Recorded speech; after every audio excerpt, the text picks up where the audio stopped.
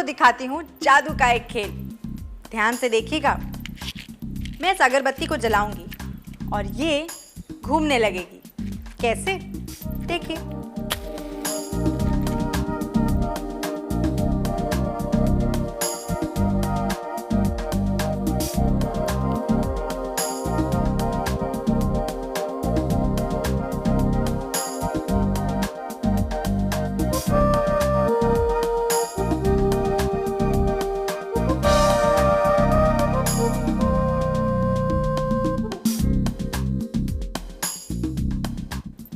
Science का जादू है या फिर जादू की साइंस है?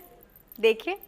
वेलकम टू ऐसा ही होता है, साइंस की एक अनोखी दुनिया जहां खेल है और खेल की साइंस भी।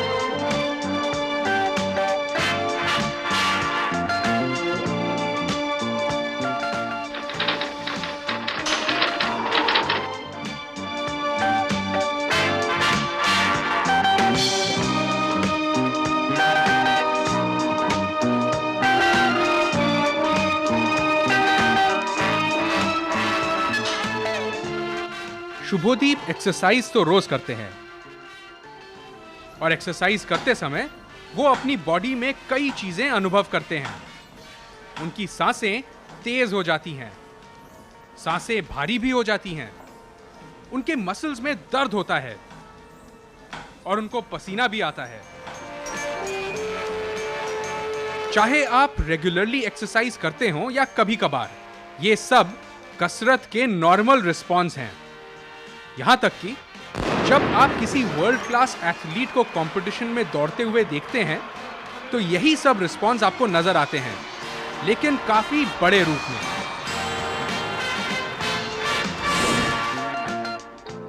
काम करती हुई मसल्स की जरूरतों को पूरी करने के लिए हमारे शरीर में कई पेचीदे जुड़े हुए प्रोसेसेस हैं। हमारे शरीर का हर सिस्टम इससे जुड़ा हुआ है। आज की कड़ी में हम यही देखेंगे कि कैसे muscles, blood circulation, body heat, sweat, breathing, ये सब एक साथ मिलजुल कर हमारे शरीर को आगे बढ़ने की ताकत देते हैं। चाहे आप जैसा भी एक्सरसाइज करें, उसमें मसल्स का इस्तेमाल जरूर होता है। दौड़ना, तैरना, वेट लिफ्टिंग, इन सभी खेलों में अलग अलग तरह के मसल ग्रुप्स का इस्तेमाल होता है। आप जब अपने मसल्स का इस्तेमाल करते हैं तो अपनी ताकत के लिए बाकी शरीर पर डिमांड्स यानी कि मांगे रखते हैं। जब आप बहुत जोर से एक्सरसाइज कर रहे हो तो आपकी शरीर का हर सिस्टम या तो आपकी मसल्स की जरूरतों को पूरी करने में लग जाता है या फिर बंद हो जाता है। फॉर एग्जाम्पल, जब आप बहुत स्ट्रॉन्ग एक्सरसाइज करें तो आपकी हार्ट बीट तेज हो जाती है, जिससे कि वो ज्यादा ब्लड पंप करके मसल्स को दे सकें। स्ट्रॉन्ग एक्सरसाइज के समय आपका स्टमक या पेट शट डाउन कर देता है, जिससे कि खाना पचाने में एनर्जी वेस्ट ना हो और वो मसल्स के काम आ सके। क्या बात है! इसे कहते हैं इंटेलिजेंट कोऑर्डिनेशन। जिसकी जरूरत ज्यादा, उस तक पहुंचती है एनर्जी ज्यादा। लेकिन एक ऐसी भी मसल है जो कभी नहीं रुकती, हर पल चलती रहती है। इसी मेहनती मसल से तो जुड़ा है आज का हमारा क्विज। अब समय है आपके लिए सवाल का। एक आम इंसान के आराम की स्थिति में दिल के धड़कन की गति यानी कि हार्ट रेट कितनी होती है? ए 10 से 30 बीट्स पर मिनट, बी 30 से 60 बीट्स पर मिनट, सी 60 से 90 बीट्स पर मिनट, या फिर डी 90 से 110 बीट्स पर मिनट।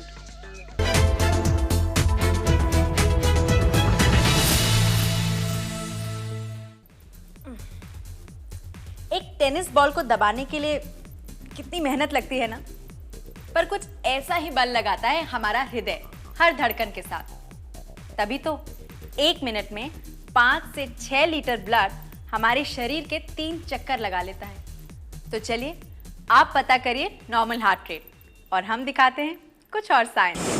हमारे मसल्स की एनर्जी का सोर्स है एक केमिकल जिसे आमतः एटीपी कहते हैं। एटीपी हर सेल के अंदर केमिकल बॉन्ड के रूप में होता है और सेल में हो रही रिएक्शंस को ऊर्जा सप्लाई करता है। एटीपी का इस्तेमाल करते समय हमारे मसल्स को 3 चीजों की जरूरत होती है। पहला, ऑक्सीजन अंदर लेना।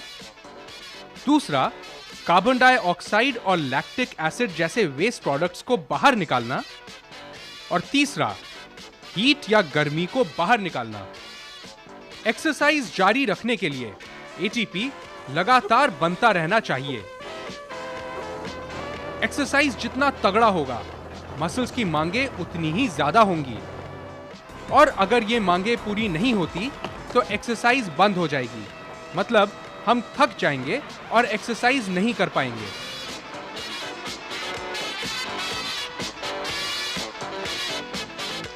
और काम करती मसल्स की जरूरतों को पूरी करने के लिए हमारे शरीर के कई अंग मिलजुल के काम करते हैं,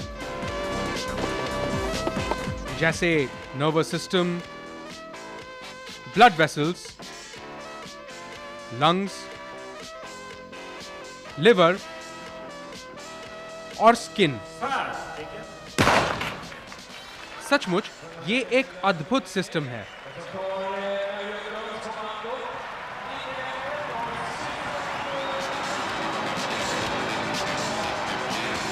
चूंकि एटीपी इतना जरूरी है, हमारी बॉडी में इसको बनाने के कई तरीके हैं। मजे की बात यह है कि अलग अलग तरह की एक्सरसाइज में अलग सिस्टम का इस्तेमाल होता है। मतलब एक स्प्रिंटर के एटीपी लेने का तरीका एक मैराथन रनर से बिल्कुल अलग है। मसल्स में एटीपी लाने के 3 बायोकेमिकल सिस्टम हैं। पहला, फॉस्फेजन सिस्टम, जो काम करते हुए मसल्स की जरूरतों को बहुत हाई रेट से पूरी करता है, मगर सिर्फ 8 से 10 सेकंड तक काम करता है। दूसरा, एनारोबिक सिस्टम, मसल्स में ग्लाइकोजन होते हैं जिससे एटीपी बनता है और उसके साथ एक और चीज भी बनता है जिसे लैक्टिक एसिड कहते हैं। लैक्टिक एसिड की वजह से ही मसल्स में थकान और दर्द होती है। एनारोबिक सिस्टम द्वारा सप्लाई की गई एटीपी 90 सेकंड तक चलती है। इस सिस्टम में ऑक्सीजन की जरूरत नहीं पड़ती और इसीलिए इसे एनारोबिक सिस्टम कहते हैं।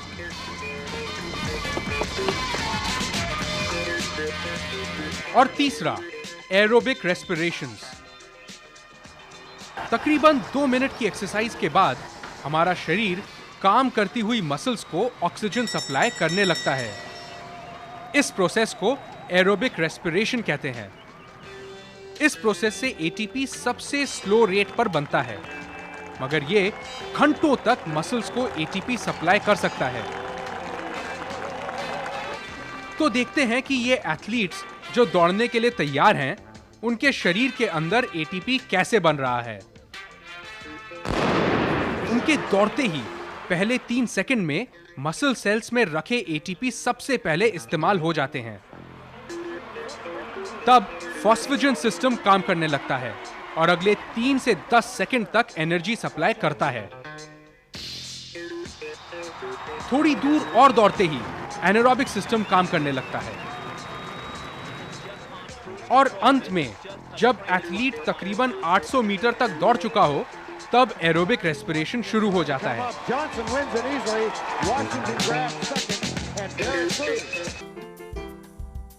एरोबिक मतलब ऑक्सीजन के साथ। अब हम ये तो जानते हैं कि हमारे शरीर को ऑक्सीजन सांस के साथ मिलता है। Oxygen in, carbon dioxide out. मतलब कि एक्सरसाइज, मसल और सांस लेने का एक दूसरे के साथ गहरा रिश्ता है। तो चलिए पता करते हैं कि क्या होता है जब हमारा शरीर 2 मिनट से ज्यादा एक्सरसाइज करता है। देखें। जब आप 2 मिनट से ज्यादा एक्सरसाइज करते हैं, आपके मसल्स को ऑक्सीजन की सप्लाई चाहिए, नहीं तो मसल्स काम करना बंद कर देंगे। Breathing is one of the most important parts. सांस लेना एक्सरसाइज का एक जरूरी हिस्सा है। एक्सरसाइज से पूरा लाभ उठाने के लिए सांस लेना जरूरी है। एक्सरसाइज के समय सांस न लेना या गलत तरीके से सांस लेना हानिकारक है। एक्सरसाइज के कठिन भाग में सांस छोड़ना और आसान भाग में सांस लेना ही सही तरीका And है। in the easier part of the exercise, you inhale. सबसे अच्छी परफॉर्मेंस के लिए जरूरी है कि एथलीट की सांस लेने की तकनीक ऊंचे स्तर की हो, जिससे वो ज्यादा प्रोटीन युक्त ऑक्सीजन अपनी मसल्स को पहुंचा सके।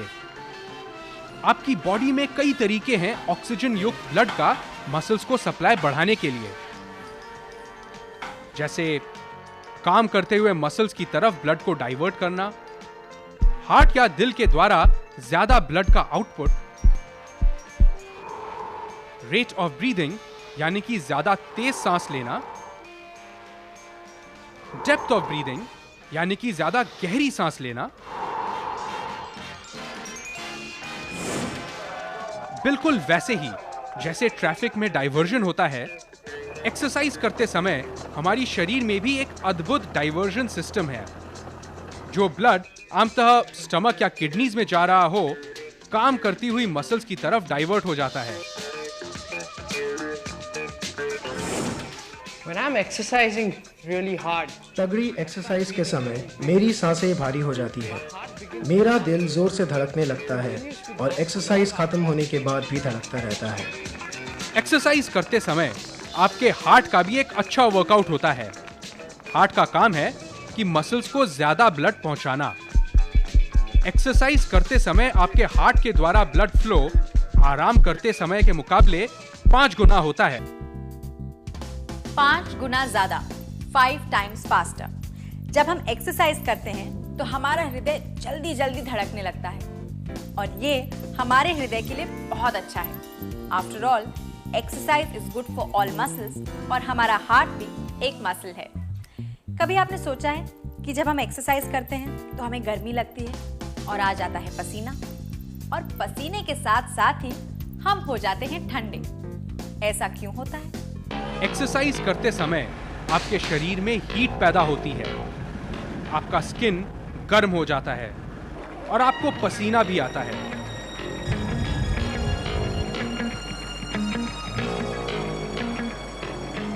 इन सभी तरीकों से हालांकि ये पता चलता है कि आपका शरीर कितनी गर्मी पैदा कर रहा है, असल में ये सब तरीके होते हैं आपके शरीर को ठंडा करने के। पसीना इवेपोरेट होता है, जिससे गर्मी दूर होती है और शरीर ठंडा रहता है। पसीने से शरीर में फ्लूइड या पानी कम हो जाता है, इसीलिए यह जरूरी है कि एक्सरसाइज करते समय थोड़ा थोड़ा करके पानी पीते रहें। पसीने का इवेपोरेशन शरीर का सबसे जरूरी कूलिंग सिस्टम है, लेकिन अगर आप बहुत ही गर्म जगह में दौड़ रहे हों तो पसीना इवेपोरेट नहीं होता और इससे हीट स्ट्रोक होने का खतरा रहता है।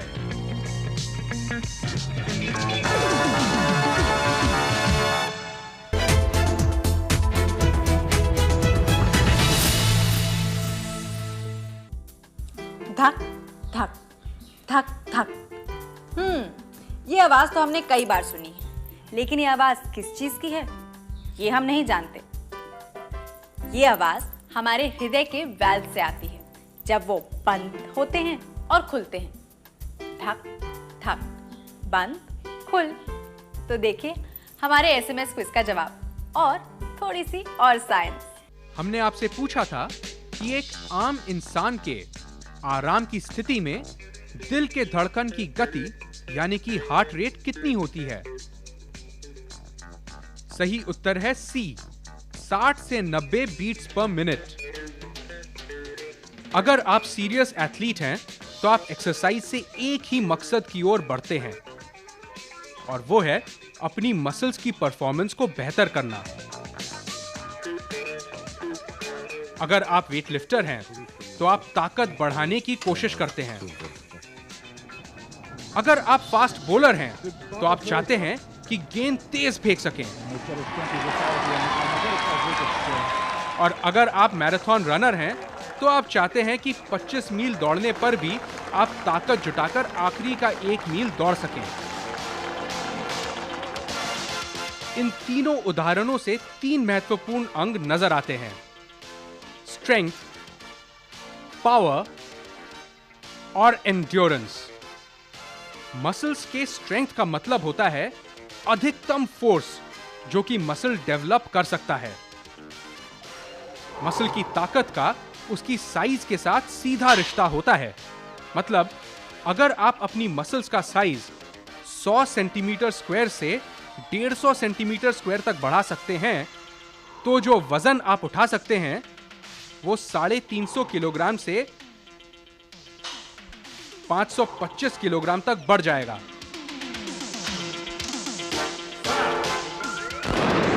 पावर का मतलब होता है कि आप कितनी जल्दी मैक्सिमम स्ट्रेंथ पैदा कर सकते हैं। मसल्स की ताकत पर उसका पावर निर्भर है। एक एथलीट बहुत ज्यादा पावर कम टाइम तक पैदा कर सकता है, उसके बाद पावर कम हो जाता है। पावर स्प्रिंटर्स के लिए बहुत जरूरी है क्योंकि इसी से उनको एक्सेलरेशन मिलता है।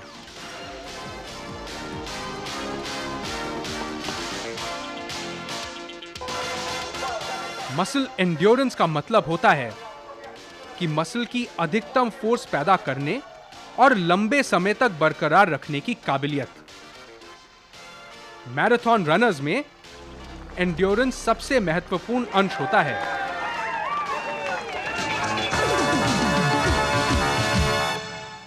अगर आप दुनिया की सबसे सोफिस्टिकेटेड मशीन की खोज में निकलें तो आपको ज्यादा दूर जाने की जरूरत नहीं है। सिर्फ एक गहरी सांस लीजिए और महसूस कीजिए कि आपके शरीर में कितने सारे प्रोसेसेस एक साथ काम कर रहे हैं और आपके शरीर की सारी जरूरतें हवा, पानी और पेड़ पौधों से पूरी होती हैं। अब ये हम पर है कि हम इन्हें कितने दिनों तक बचा कर रखें, क्योंकि हमारा सब कुछ इन पर निर्भर है। हमारे मसल्स की एनर्जी का सोर्स है एक केमिकल जिसे आमतः एटीपी कहते हैं। मसल्स में एटीपी लाने के 3 बायोकेमिकल सिस्टम हैं। पहला फॉस्फेजन सिस्टम, जो काम करते हुए मसल्स की जरूरतों को बहुत हाई रेट से पूरी करता है। दूसरा एनारोबिक सिस्टम। एनारोबिक सिस्टम द्वारा सप्लाई की गई एटीपी 90 सेकंड तक चलती है। और तीसरा एरोबिक रेस्पिरेशंस। तकरीबन 2 मिनट की एक्सरसाइज के बाद हमारा शरीर काम करती हुई मसल्स को ऑक्सीजन सप्लाई करने लगता है। पसीना इवेपोरेट होता है जिससे गर्मी दूर होती है और शरीर ठंडा रहता है।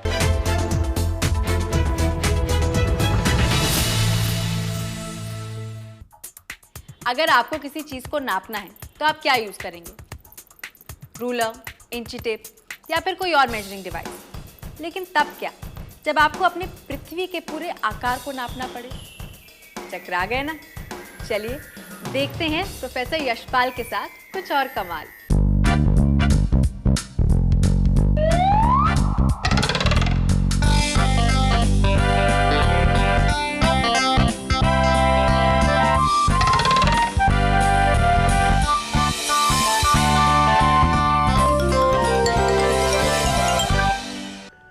सवाल पूछा गया है, प्यारा सा छोटा सा सवाल है कि सनराइज देख रहे हो या सनसेट देख रहे हो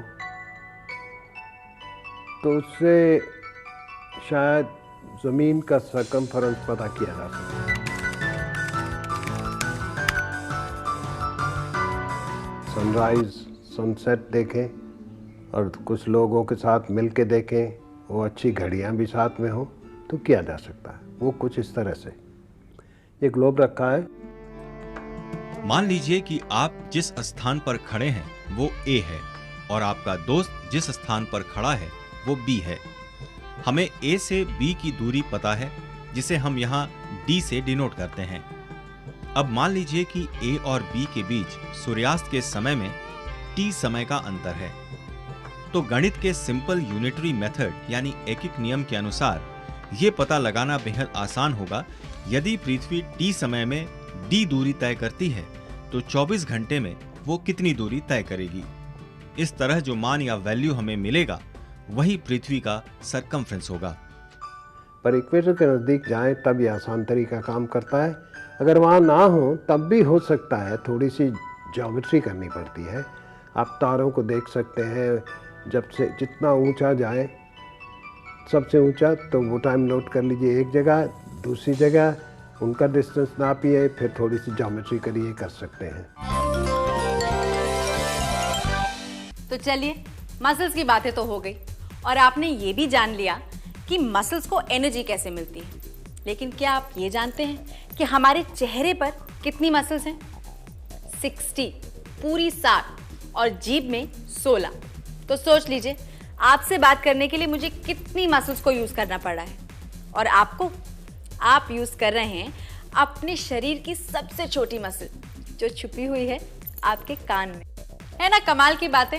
और कमाल की ही है हमारी ये साइंस की दुनिया, जहां ऐसा ही होता है।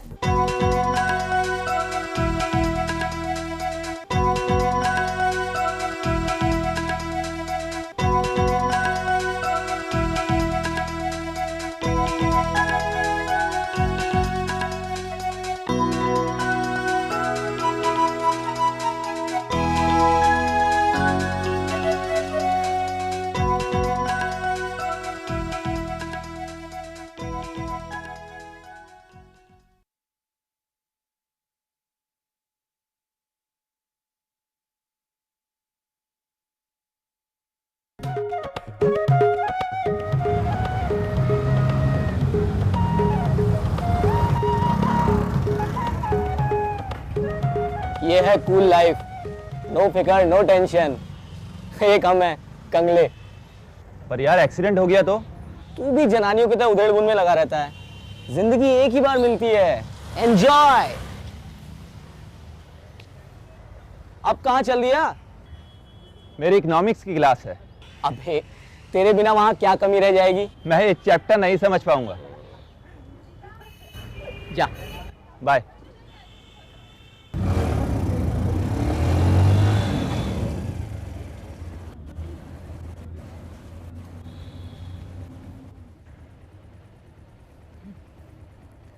और बगला भगत।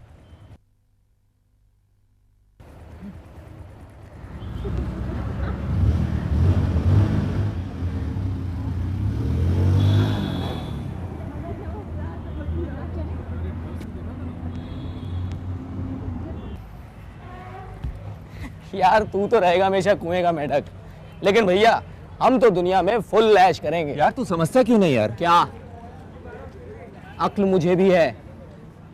मुझे पता है कि हमें नौकरियां करनी होंगी। आज तक जिंदगी पढ़ते पढ़ते गुजर गई। 2 साल बाद सर पे नौकरी की तलवार टंगी होगी और हम कौन सा लाट कलेक्टर बन जाएंगे। बस गुजारे लायक तनख्वाह होगी। इस दुनिया में इतनी मौज है, मस्ती है, ऐश है, उसमें हमारा हिस्सा कहाँ है? क्या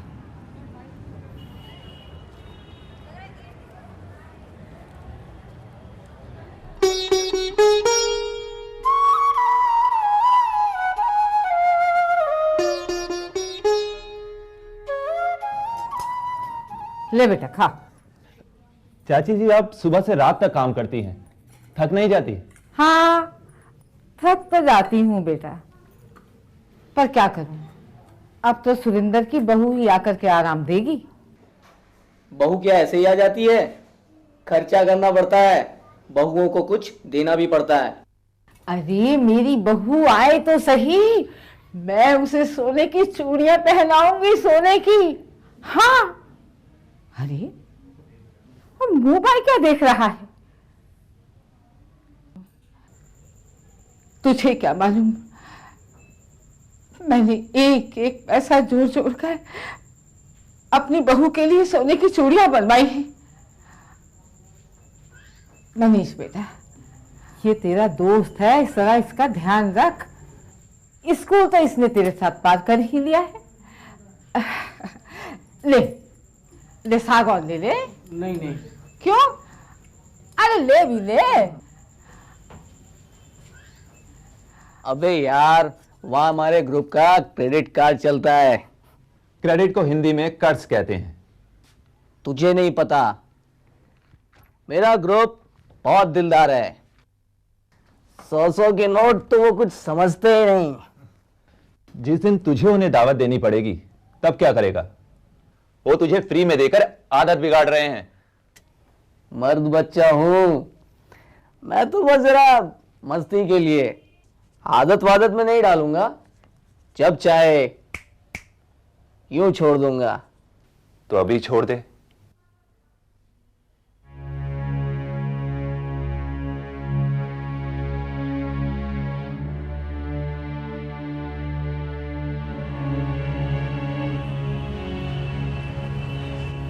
क्या हुआ?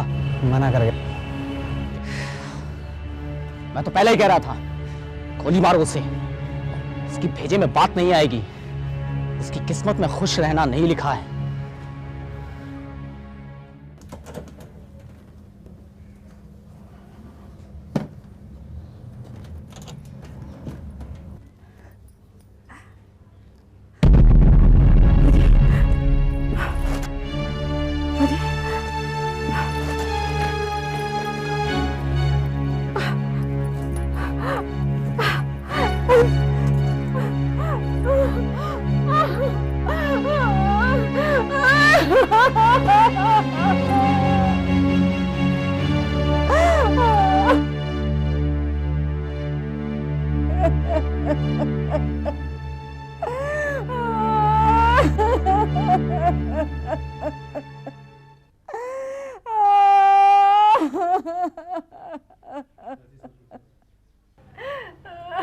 चाची जी, सब्र कीजिए, सब ठीक हो जाएगा। अरे कैसे सब्र करूं बेटे? कितनी मुश्किल से अकेली ने मैंने ये बेटा पाला है, और ये बेटा मुझे ये रंग दिखा रहा है। अरे मैं तो किसी से कह भी नहीं सकती। न जाने कैसे कैसे पैसे जुटा के मैंने इसकी बहू के लिए चूड़ियां बनवाई थी। बहू के लिए बनवाई थी ना? बेटे ने ले ली तो क्या आफत आ गई? अरे नाश पीटे, अरे तू चला जा। एक तो चोरी, ऊपर से सीना चोरी। मुझे अपने घर में बाहरी लोगों का दखल पसंद नहीं। आप जाओ। अरे अरे आओ सत्यानाशी, चुप हो जा। मनीष, मनीष बेटे, तो इसकी बातों का बुरा मत मानना। चाची जी,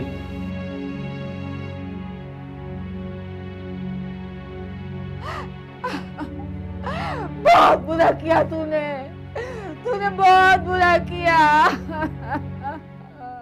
डॉक्टर साहब, मेरे बच्चों को बचा लीजिए।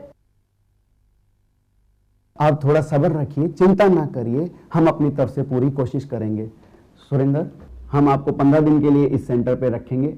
दवाइयों एवं बातचीत द्वारा हम आपका इलाज करेंगे, पर एक बात का ध्यान रखना होगा, दवाइयों से इस आदत से छुटकारा नहीं मिल सकता। इसके लिए आपको अपना आत्मविश्वास बढ़ाना होगा, और अगर इस आदत को छोड़ने की तुम मन में ठान लो तो दुनिया की कोई ताकत आपको रोक नहीं सकती। इस बात को हमेशा ध्यान रखना।